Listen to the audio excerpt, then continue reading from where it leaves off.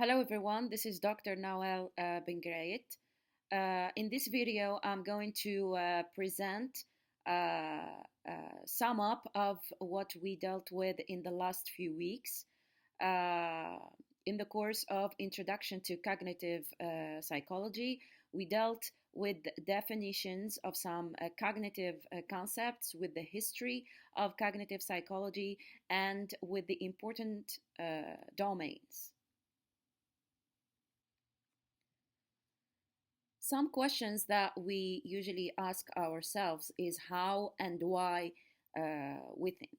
The first question that we are going to deal with is how is it possible that the brain is able to move from one thought to the next in an organized, orderly fashion? Also, upon waking each morning, you begin thinking, for instance, what should I do first? Like, should I go to the bank first, or the cleaners, or the groceries? So, this is the kind of questions that we need to answer in this course is what do you think? So, this kind of thoughts like what should I do first? Should I first go to the doctor's appointment, or should I first do some shopping, etc.? These are good examples of how cognition works. So the brain is endlessly perceiving, processing, planning, organizing, and remembering. Our brain is always active. So the brain activity is becoming some kind of routine.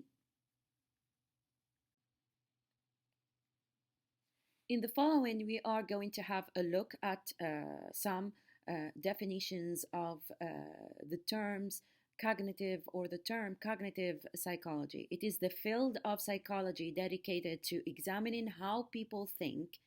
It explains how and why we think the way we do by studying the interactions among human thinking, emotion, creativity, language, and problem solving, in addition to other cognitive processes. It also strives to determine and measure different types of intelligence. For example, why some people are better at problem solving than others, and how emotional intelligence affects success in the workplace.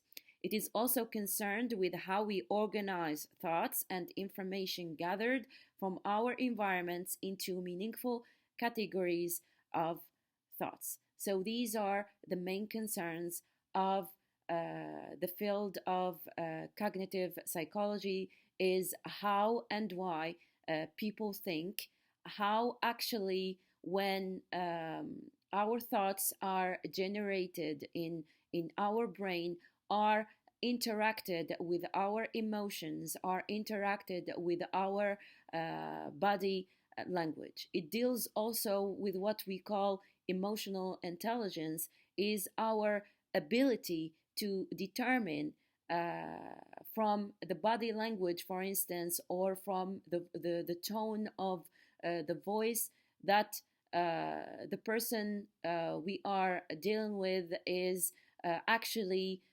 sending messages, particular messages. For example, if someone is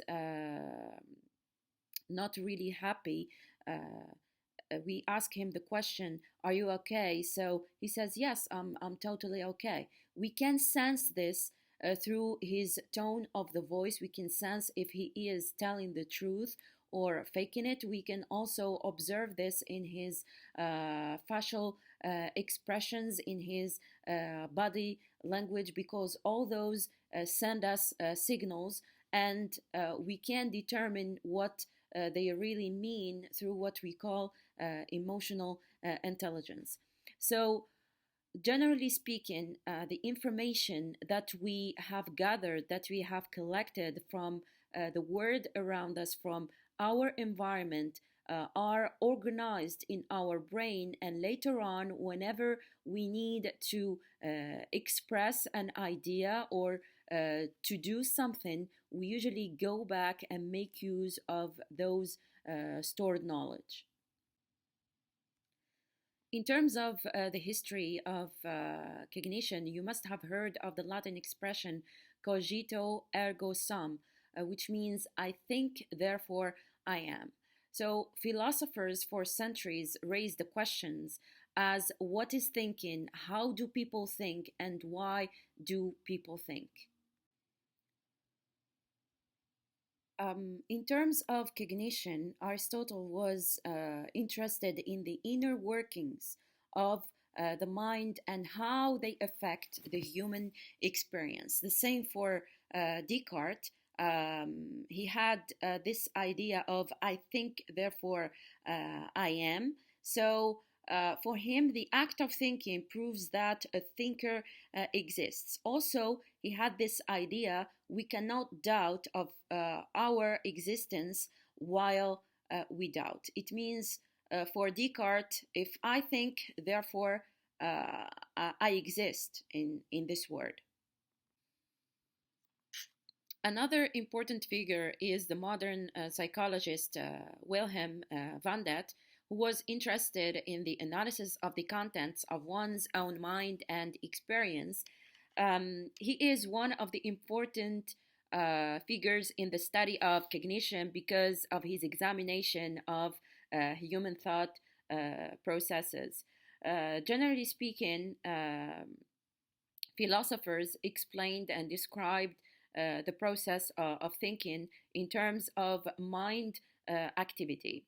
However, today with the new technological innovations, there are many perspectives regarding what cognition is.